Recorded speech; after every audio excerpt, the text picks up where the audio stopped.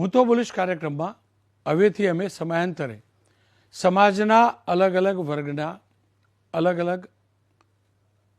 વર્ગના એ લોકો કે જેમને ખરેખર ક્યાંકના ક્યાંક સહકારની જરૂર છે અથવા તો ક્યાંકના ક્યાંક સરકારના સાથની જરૂર છે, એમનું દર્દ સમયાંતરે અમે પ્રસારિત કરીશું. અને એટલે જ એના જ ભાગરૂપ આજે બ્રાહ્મણોનું દર્દ હું લઈને આવી રહ્યો છું. બ્રહ્મદેવ જન્મ બાદ નામથી લઈ મૃત્યુ બાદની તમામ ક્રિયાઓ માટે, તમામ શાસ્ત્રોક્ત ક્રિયા માટે આપણે બ્રાહ્મણજીને યાદ કરીએ છીએ, ભૂદેવને યાદ કરીએ છીએ.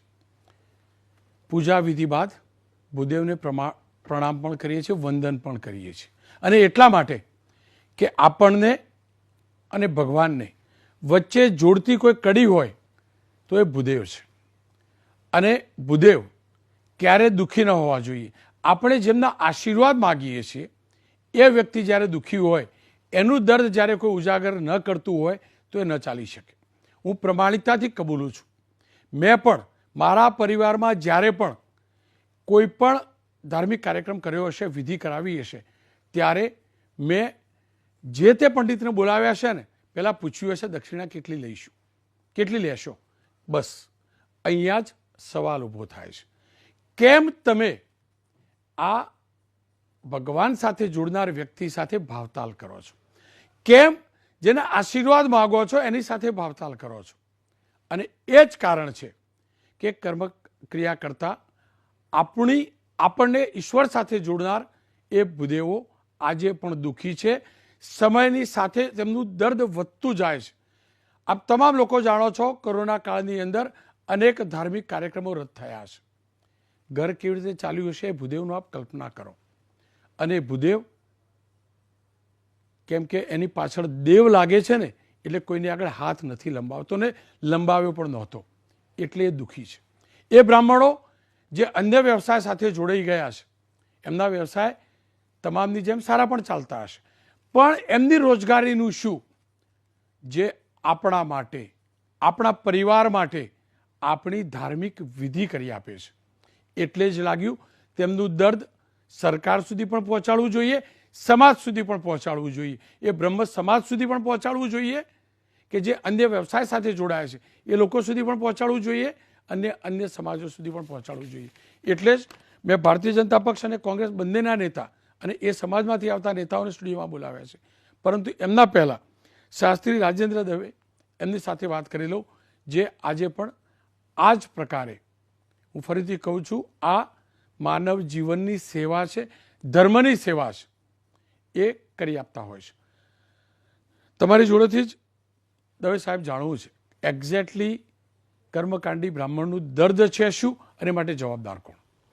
એક તો વિશેષ આભારી છું એબીપી અસ્મિતા ન્યૂઝ કે બ્રાહ્મણોનું દર્દ આજે ઘણા વર્ષો પછી આવું એક મીડિયામાંથી થયું છે કે બ્રાહ્મણોનું દર્દ. અને ખરેખર એમ કહેવાય છે આપણા શાસ્ત્રો અતિ પ્રાચીન છે અને કીધું છે કે જે દેવી દેવતાઓ જેટલા બી છે એ દેવી દેવતાઓ મંત્રને આધીન છે અને એ મંત્ર બ્રાહ્મણોને આધીન છે.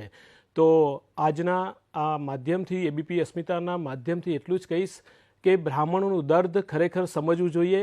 અને જે કર્મકાંડી વર્ગ છે, જેનું કેવલ રોજીરોટી કર્મકાંડ ઉપર જ છે, તો એ કર્મકાંડના માટે સરકારે, ચાહે કોઈ પણ પક્ષ હોય, પણ સરકારે એના માટે પોતે આગળ આવવું જોઈએ અને એક કર્મકાંડ મંચ બનાવીને એક એનું લોકોને સારી રીતે રોજગારી મળી શકે, સારી રીતે એમનું રોજીરોટી, એમનું પરિવાર સંભાળી શકે.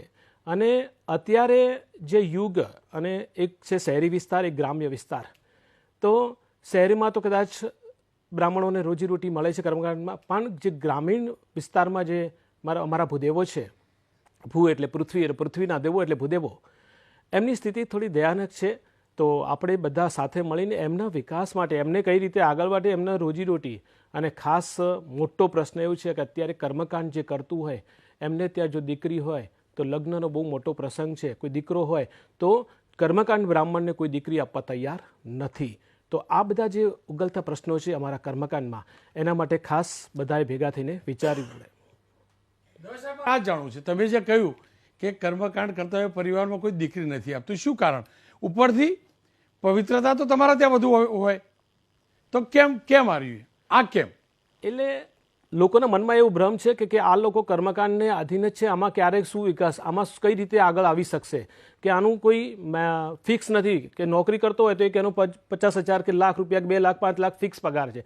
કર્મકાંડનું કોઈ ફિક્સ નથી. અને જેમ જેમ વર્ષો વીતતા જાય છે એમ કર્મકાંડ થોડું લુપ્ત થતું જાય છે. લોકો બ્રાહ્મણો પ્રત્યેનો જે આદર સત્કાર હતા એ બધા ભૂલી જવા માંડ્યા, કારણ કે કલયુગ છે. કલયુગમાં લોકો જેટલું, આમ તમે એક એક્ઝામ્પલ ખાલી જોવા જઈએ કે લગ્ન સંસ્કાર એ જીવનનો મોટો જન્મ સંસ્કાર પછી કોઈ મોટો સંસ્કાર હોય તો લગ્ન સંસ્કાર.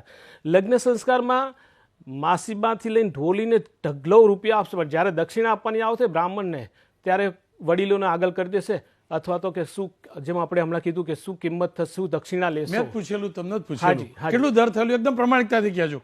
મેં ફોન ઉપર પૂછેલું કેટલું દર થયેલું. બરાબર છે, થાય જ, કારણ કે આજે બ્રાહ્મણને કોઈ ખરીદી શકતું નથી, કારણ કે અમે જે આપીએ છીએ, અમારું જ્ઞાન આપીએ છીએ, અમારું વિદ્યા આપીએ છીએ. તો થોડું દુઃખ થાય છે કે જ્યારે કોઈ અમને યજમાન પૂછે છે કે ભાઈ કેટલી દક્ષિણા આપશું, કારણ કે એનું એમ તો શાસ્ત્રો એવું છે, ગાય, દીકરી અને બ્રાહ્મણ આમને જેટલું આપો એટલું ઓછું છે. જી યજ્ઞેશભાઈ, આપ પણ જોડાયેલા હોય, એમાં કોઈ તમારાથી જ જાણવું છે મારે. જુઓ, દરેક કથાની અંદર એક ગરીબ બ્રાહ્મણ હતો, આવું સાંભળતા હતા. મારો બ્રાહ્મણ ક્યાં સુધી ગરીબ રહેશે? આ કથા ક્યારે જૂની થશે? શું કારણ? રોનકભાઈ, હકીકતમાં આપે આજે જે એબીપી અસ્મિતાના મંચ ઉપરથી આ મુદ્દો લીધો છે એ બદલ આપને ખૂબ ખૂબ આભાર, ધન્યવાદ એબીપી અસ્મિતા ગ્રુપનો. ખાસ કરીને બ્રાહ્મણ છે ને, હકીકતમાં જાતિ નથી, પણ બ્રાહ્મણ એક સંસ્કાર છે. ધ્યેય સદા સવિતૃ મંડળ મધ્યવર્તી નારાયણ સરા સિંહાસન સન્નિવિષ્ટ કેરો વાન મકર કુંડલ વાન કિરીટી હારી હિરમેરુ અપુસક શંકર ચક્ર સર્વે ભવંતુ સુખી ને સર્વે ભવંતુ નિરામય. એટલે બ્રાહ્મણ જ્યારે કર્મકાંડી બ્રાહ્મણ વાત કરતો હોય છે ને, ત્યારે વાત એ સમગ્ર વિશ્વના કલ્યાણની વાત કરતો હોય છે. ઉમાશંકર જોશીએ લખ્યું હતું, વિશારે જગ વિસ્તારે નથી એકમાત્ર માનવી, પશુ છે, પંખી છે, પુષ્પો છે, અને વનો છે, અને વનસ્પતિ પણ છે. વનસ્પતિની પણ કામના કરે છે શાંતિ માટેની. એ બ્રાહ્મણના આજે જે તમે વાત કરી કે આજે એ બ્રાહ્મણ જે કર્મકાંડી બ્રાહ્મણ છે ને, એની પરિસ્થિતિ ખૂબ જ દયનીય છે. કારણ કે આ કર્મકાંડી બ્રાહ્મણનું કોઈ નથી. એક જમાનામાં માથા કાપીને રાજ થતું હતું, અત્યારે માથા સાથે રાખીને રાજ થાય છે. આ કર્મકાંડી બ્રાહ્મણો જે છે એ કદીએ એકતા થઈને પોતાની માગણીઓ જે છે ને એ માંગતા નથી, કારણ કે એ ભગવાન ઉપર વિશ્વાસ રાખે છે. એમણે અત્યારે ઇલેક્શન ગયું તો કોઈ પણ પક્ષ જોડે નથી ગયા આ બ્રાહ્મણો કે અમને આપો તમે. આજે એક સરસ મજાની બ્રહ્મચોરાસી થઈ, એબીપીએ પણ બતાવી, પરંતુ એ પણ ઇલેક્શન પછી કરી. જે શક્તિ પ્રદર્શન જેવી વાત હોય એને પણ બ્રાહ્મણો, આવા કર્મકાંડી બ્રાહ્મણો નકારી કાઢે છે. આજે કર્મકાંડી બ્રાહ્મણોની પરિસ્થિતિ ખરાબ છે, અને એના માટે થઈને ઘણી જગ્યાએ રાજસ્થાનની અંદર ગેહલોત સરકારે વિપ્ર કલ્યાણ બોર્ડની સ્થાપના કરેલી છે. તેલંગાણાની અંદર બ્રાહ્મણ કલ્યાણ બોર્ડ છે. પશ્ચિમ બંગાળની અંદર કર્મકાંડી બ્રાહ્મણોને મકાન પણ આપવામાં આવે છે અને એમને પેન્શન પણ આપવામાં આવે છે. આંધ્રપ્રદેશની અંદર છે, પંજાબની અંદર છેલ્લે અમરિન્દર સિંઘે બ્રાહ્મણ વેલફેર બોર્ડ બનાવ્યું, અને તેલંગાણાની અંદર જે વાત કરીને એનો સચોટ ઉપાય છે કે બ્રાહ્મણની જોડે, કર્મકાંડી બ્રાહ્મણ જોડે દીકરીઓ લગ્ન કરવા તૈયાર નથી, તો ત્યાં કર્મકાંડી બ્રાહ્મણ જોડે જે લગ્ન કરે એને 3 લાખ રૂપિયા આપવામાં આવે છે. આજે જ્યારે ગુજરાતની પરિસ્થિતિ, જે કોરોનાની અંદર દયનીય પરિસ્થિતિ સૌથી વધારે કર્મકાંડી બ્રાહ્મણોની હતી, પ્રદેશ કોંગ્રેસ તરફથી પરેશભાઈ ધાનાણી વિરોધ પક્ષના નેતાએ પત્ર પણ લખ્યો હતો. સરકારે બ્રાહ્મણોના માટે થઈને એક પવિત્ર યાત્રાધામ બોર્ડે કલેક્ટરોને આદેશ આપ્યો હતો કે તમે બ્રાહ્મણોનો, કર્મકાંડી બ્રાહ્મણોનો સર્વે કરો. બ્રાહ્મણો ખુશ થઈ ગયા હતા કે કદાચ હવે અમને કંઈક લાભ મળશે, અમને કંઈક આર્થિક સહાય મળશે. પરંતુ એ સર્વેનું શું થયું? આરટીઆઈની અંદર જવાબ નથી મળતો, સર્વે પણ ના થયો, કલેક્ટરોએ કોઈ જવાબ પણ ના આપ્યો, અને એક પણ કર્મકાંડી બ્રાહ્મણને એક પણ રૂપિયો મળ્યો નહીં. એટલે કે બ્રાહ્મણોની સૌથી, જે લોકો તમે કીધું એક ગરીબ બ્રાહ્મણ હતો, એમ જેના ઇન્ડસ્ટ્રીયલિસ્ટ પણ છે, એમના માટે કોઈ કરવાની જરૂર નથી, પણ જે ગરીબ બ્રાહ્મણ છે એ બ્રાહ્મણ માટે ગુજરાતની અંદર પણ બ્રહ્મ વિકાસ આયોગની માગણી એ બ્રહ્મ સમાજની બહુ જૂની માગણી છે, અને એ આ માગણી છે, એ માગણી જો સરકાર સંતોષે તો બ્રહ્મ સમાજ એમનો આભારી રહેશે. યજ્ઞેશભાઈ, જુઓ, ચૂંટણીનું ફોર્મ ભરવા, મુહૂર્ત કાઢવાનું તો ભૂદેવ પાસે જવાનું. શપથનો વિધિનો કાર્યક્રમ વખતે શપથ બાદ મંત્રીમંડળમાં મને યાદ છે એક મંત્રીએ પૂજા વિધિ કરાઈ તો એ જ ભૂદેવ પાસે કરાઈ. પણ પૂજા વિધિ કરાવી, દક્ષિણા આપી, ભૂદેવનું દર્દ ભૂલી ગયા. કોઈએ દર્દ પૂછ્યું જ નહીં. બધાએ મોઢું મીઠું કર્યું, કરાવ્યું એકબીજાને, કોઈએ દર્દ પૂછ્યું નહીં. કેમ કે જ્યારે આપણે કૃષ્ણવાળી વાત કથા સાંભળીએ છીએ કે સુદામાના મિત્ર હતા કૃષ્ણ, ભગવાન કૃષ્ણ હતા. એ સતયુગ હતો, આ કળિયુગ છે. અત્યારે ભગવાન તો ન કહી શકાય, પરંતુ સરકાર તો છે કે આ ગરીબ બ્રાહ્મણને ગરીબ ક્યાં સુધી રાખશે.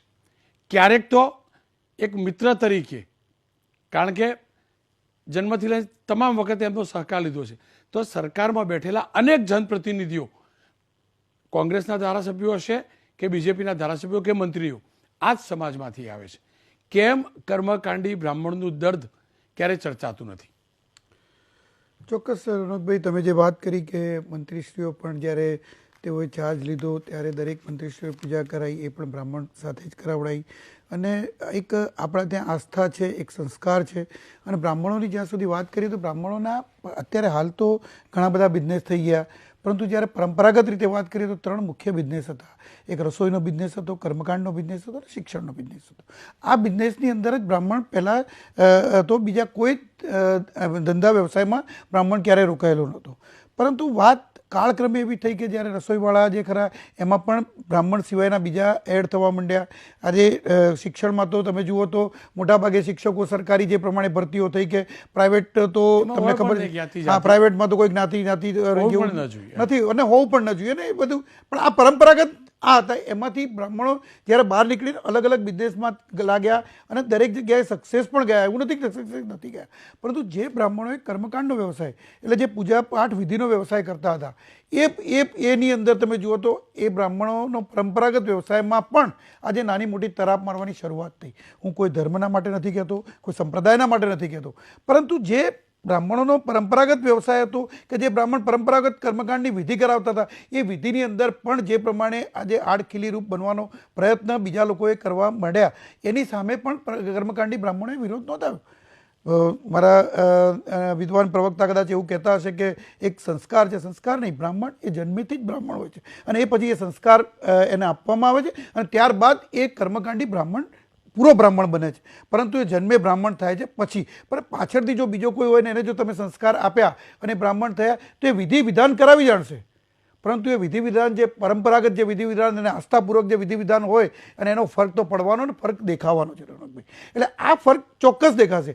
જો આમાં કોઈ હું રાજકીય વાતનો ઉલ્લેખ કરવા નથી માગતો, મારા મિત્રએ રાજકીય વાતની ઉલ્લેખ કર્યો, પરંતુ આજે જો રાજસ્થાનની અંદર કે વિપ્ર કલ્યાણ બોર્ડનું 1.7 કરોડનું બજેટ હતું અને ત્યાં 72 લાખ બ્રાહ્મણો છે રાજસ્થાનની અંદર. 72 લાખમાં 1.7 કરોડ તમે વેચો કેટલા રૂપિયા ભાગ્યા. બીજું કે પંજાબની અંદર અમૃતસરની જાહેરાત કરીને ગયા પછી એનું કશું જ થયું નથી. કોઈ અમલીકરણ આજ સુધીમાં એનું બોર્ડ બન્યું નથી, અમલીકરણ થયું નથી. તમે નેટ પર જોઈ શકો છો.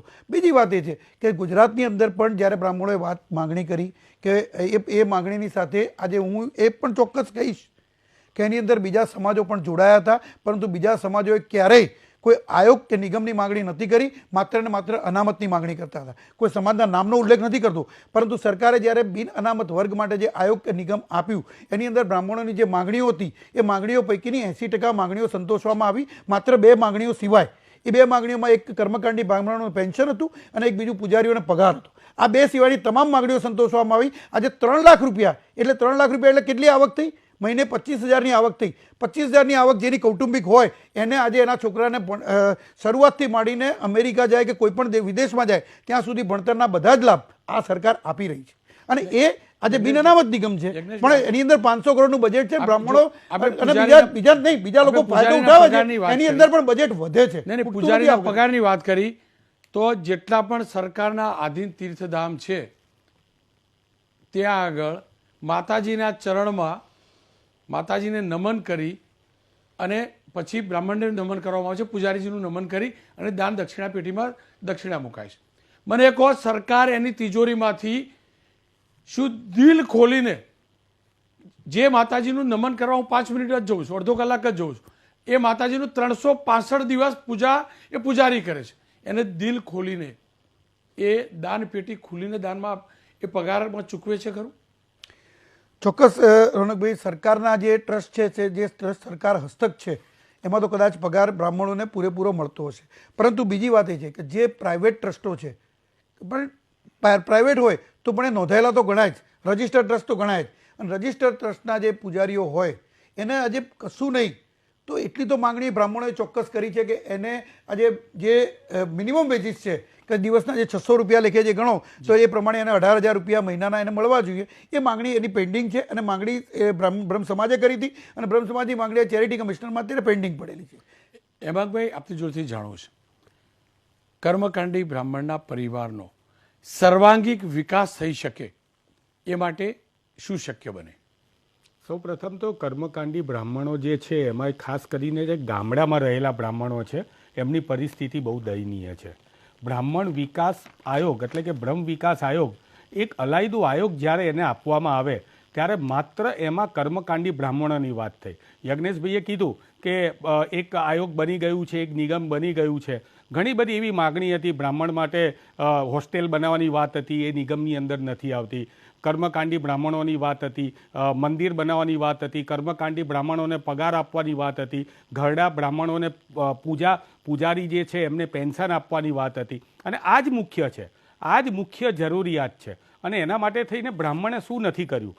1857ની આઝાદીની લડાઈની અંદર એ સૌથી વધારે, જો 1857થી લઈને અત્યાર સુધી સૌથી વધારે કોઈએ ભોગ આપ્યો હોય તો એ બ્રહ્મ સમાજે આપ્યો છે. તમે ધર્મ અને ગૌરક્ષા માટે મંગલ પાંડે હોય, તાત્યા ટોપે હોય, રાણી લક્ષ્મીબાઈ હોય, સુભાષચંદ્ર બોઝથી લઈને અત્યારે અભિનંદન કેપ્ટન, હમણાં જે આપણા સ્ક્વોડન લીડર હતા, બધા જ બ્રહ્મ સમાજમાંથી આવે છે. જ્યારે આ પ્રકારની વાત હોય ત્યારે મને દુઃખ છે. અત્યારે મને દુઃખ, મારે રાજકીય વાત નથી કરવી, મને દુઃખ છે કે મારા કર્મકાંડી બ્રાહ્મણોને ગુજરાતની અંદર, રાજસ્થાનની અંદર વિપ્ર કલ્યાણ બોર્ડ ચાલુ તો થયું, બજેટની ખબર નથી કારણ કે હમણાં માર્ચમાં જ બનવામાં આવ્યું છે, ચાલુ તો થયું, કમસે કમ એક શરૂઆત તો થઈ. આપણે અહીંયા ગુજરાતની અંદર પણ મારી માગણી છે કે બ્રહ્મ વિકાસ આયોગ બનવું જોઈએ, ચાલુ થવું જોઈએ. એક જમાનામાં જ્યારે આઝાદીની લડાઈ પછી જ્યારે આપણને દેશ આઝાદ થયો ત્યારે 22 મુખ્યમંત્રીમાંથી 13 મુખ્યમંત્રી બ્રાહ્મણ હતા. અત્યાર સુધીમાં 5 રાષ્ટ્રપતિ બ્રાહ્મણ થઈ ગયા. સૌથી વધારે ભારત રત્ન, જેની અંદર કોઈ ગોલમાલ નથી થતી, સૌથી વધારે મળ્યા હોય તો એ બ્રાહ્મણોને મળેલા છે. આજે દેશની અંદર 50 વર્ષ સુકાન જ્યારે બ્રાહ્મણે કર્યું ત્યારે મને દર્દ થાય છે. રોનકભાઈ, હું છેલ્લી વાત કરીશ, મને દર્દ થાય છે. એ દર્દ કર્મકાંડી બ્રાહ્મણોનું એટલું જ છે જેટલું મને હરેન પંડ્યાની હત્યાનું છે, એટલું જ મને ભાઈ સંજય જોશીનું દર્દ છે, એટલું ગડકરીને સાઈડમાં કરે એનું દર્દ છે. અને સૌથી વધારે પોલિટિકલ મુદ્દો નથી. ના, નથી, બિલકુલ નથી. પણ બ્રહ્મ સમાજની વાત જ્યારે આવે ત્યારે આ બધાએ ભેગા મળીને, અમે બધાએ ભેગા મળીને, હું મારા પક્ષની પણ વાત કરીશ, મારા પક્ષમાં 6 કાર્યકારી અધ્યક્ષ હોવા છતાં બ્રહ્મ સમાજના અધ્યક્ષ નથી, એ પણ મારા માટે દુઃખની વાત છે. હું દરેકની વાત કરીશ. પરંતુ જો મારું એ કહેવું છે કે બ્રાહ્મણ રાજકારણની અંદર હોવો જોઈએ પણ સમાજની અંદર રાજકારણ ના હોવું જોઈએ. સમાજની અંદર બ્રહ્મ વિકાસ આયોગની માગણી છે એ કર્મકાંડી બ્રાહ્મણો માટેની માગણી છે અને માગણી બધાએ ભેગા મળીને નક્કી કરીને સરકાર જોડે માગણી કરવી જોઈએ. રાજેન્દ્રભાઈ, અંતમાં તમારી જોડેથી જ જાણી લઉં. હું ફરીથી કહું છું, ક્યારે હું બ્રાહ્મણને એવું ન કહી શકું શું માગશો, માગણી ન જ હોય, બ્રાહ્મણ માગવાનું થોડું હોય, બ્રાહ્મણને સમજી સરકારે સમાજે આપવાનું હોય. છતાં પણ આપ પણ તો ઇન્સાન છો, કર્મકાંડી બ્રાહ્મણ પણ તો ઇન્સાન છે, એની પણ તો જરૂરિયાત છે, એની પણ તો અપેક્ષા છે. સરકાર અને સમાજ પાસે કર્મકાંડી બ્રાહ્મણનું પરિવાર દુઃખી ન થાય તે માટે શું અપેક્ષા? એક તો બહુ સરસ મુદ્દાની આજે મળ્યો છે અને બોલવા માટે એક મંચ પણ એબીપી અસ્મિતાએ આપ્યું છે કે કર્મકાંડી બ્રાહ્મણોનું પરિવાર શું વેદના છે એ તો પોતે જ જાણતા હોય છે. પણ આજે એબીપી અસ્મિતાએ પણ આ દર્દ સમાજ સામે અને દર્શકો સામે મૂક્યું છે. તો ખાસ કહીશ કે આ જ્યારે પોતાનો કર્મકાંડી બ્રાહ્મણ જ્યારે પોતાના ઘરે ગુજરાન ચલાવતો હોય છે, પરિવારમાં 2 કે 5 કે 10 સભ્યો હોય છે, ત્યારે કઈ રીતે ચલાવવું એ બહુ કઠિન સમય થતો હોય છે. તો સરકારશ્રીને એક જ કહીએ કે જેટલા બી અત્યારે બ્રહ્મ નેતાઓ જે બની ગયા છે એ બધાને ખૂબ ખૂબ અભિનંદન. અને બ્રાહ્મણ સમાજમાં દરેક સમાજ પોતાના માટે કામ કરતો હોય છે, તો એ બ્રહ્મ નેતાઓને પણ એક જ વિનંતી કે બ્રહ્મ સમાજ માટે અને કર્મકાંડી બ્રાહ્મણ માટે એક આયોગ બનાવે. મંદિરમાં જે પૂજારી છે એ પૂજારીઓની અમુક ઉંમર પછી એ લોકોને પેન્શન ચાલુ કરાવે અને ફિક્સ પગાર કારણ કે આજે મંદિરોમાં અત્યારે એટલું બધું શોષણ થાય છે પૂજારીઓનું કે મંદિરે ધોવાનું હોય છે, બધા કામ કરવાના હોય છે, અમુક જગ્યાએ તો એવું હોય છે કે ટ્રસ્ટીઓના પણ કામ કરવા પડતા હોય છે. તો આવી આ શોષણ કર્મકાંડી બ્રાહ્મણો પોતે દર્દ સહન કરતા હોય છે એ બી અમે જાણીએ છીએ. પણ આની સામે એક જૂથ થવું જોઈએ અને કોઈ અમારી સામે સપોર્ટમાં આવે તો આને આપણે ન્યાય સારી રીતે આપી શકીશું. આપ ત્રણેયનો ખૂબ ખૂબ આભાર. ખેર, કેમ કે જન્મ બાદથી લઈ મૃત્યુ બાદ સુધી કર્મકાંડી બ્રાહ્મણની આપણે જરૂર છે, આપણો સ્વાર્થ છે. અને આપણા સ્વાર્થ ખાતર કહું તો પણ કર્મકાંડી બ્રાહ્મણ જો દુઃખી રહ્યો અને આ પરંપરા એમનું આગળનું જનરેશન આગળ ન વધારી તો આપણે તો વિચારીએ, આપણા સ્વાર્થથી તો વિચારીએ કોની પાસે કરાવડાવીશું વિધિ આપણે. અને એટલે જ મેં આજે આ મુદ્દો તમામની સમક્ષ રાખ્યો છે. અને હરમેશ સમયાંતરે મેં જેમ શરૂઆત કરી એમ અલગ અલગ સંપ્રદાય, અલગ અલગ જાતિના એ લોકો કે જે એ જાતિના એ ભાગના લોકો જે દુઃખી છે, એમનું દર્દ એ જાતિ, એ સમાજ અને સરકાર સુધી પહોંચાડતો રહીશું. એ પ્રકારના મુદ્દા ચોક્કસથી ઉઠાવતો રહીશ. એક વિરામ લઈશ, વિરામ બાદ વાત કરીશ. ચાઇનીઝ દોરીથી સાવધાન પણ રહો અને ચાઇનીઝ દોરીનો ક્યારે ન ઉપયોગ કરવાની.